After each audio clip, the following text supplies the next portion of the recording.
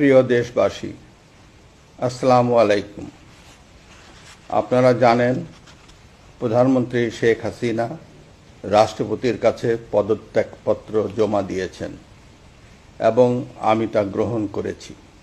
প্রধানমন্ত্রীর পদত্যাগ ও বৈষম্য বিরোধী ছাত্র আন্দোলনে সৃষ্ট পরিস্থিতিতে বঙ্গভবনে ৩ বাহিনীর প্রধান এবং বিভিন্ন রাজনৈতিক দলের নেতৃবৃন্দ, সুশীল সমাজের প্রতিনিধি ও বৈষম্য বিরোধী ছাত্র আন্দোলনের কয়েকজন সমন্বয়কদের সাথে আলোচনা হয়।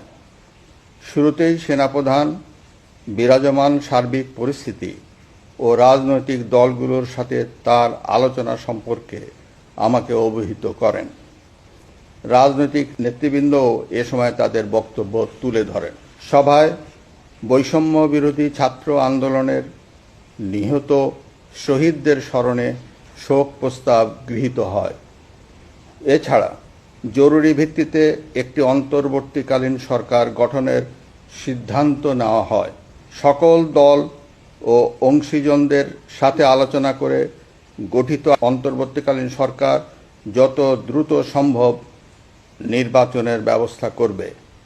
বৈষম্য বিরোধী ছাত্র আন্দোলন ও বিভিন্ন মিথ্যা মামলায় আটকসহ সকল বন্দীদের মুক্তি দেওয়া হবে।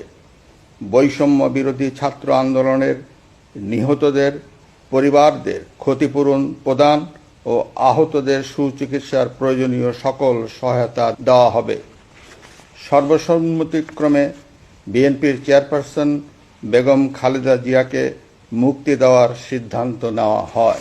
প্রিয় দেশবাসী, আমি দেশের আইন শৃঙ্খলা পরিস্থিতি স্বাভাবিক করতে এবং লুটতরাজ ও ধ্বংসাত্মক কর্মকাণ্ড বন্ধ করতে রাজনৈতিক দলগুলোর প্রতি আহ্বান জানাচ্ছি।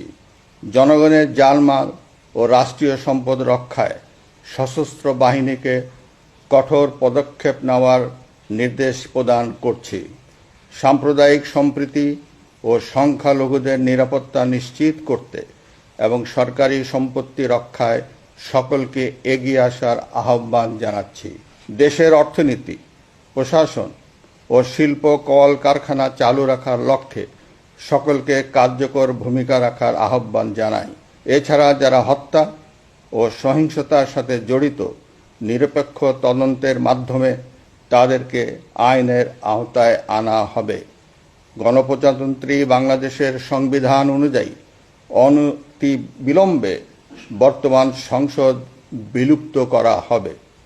দেশের সকল অফিস আদালত স্বাভাবিকভাবেই চলবে। প্রিয় দেশবাসী, আসুন আমরা দেশকে বাঁচাতে একযোগে কাজ করি।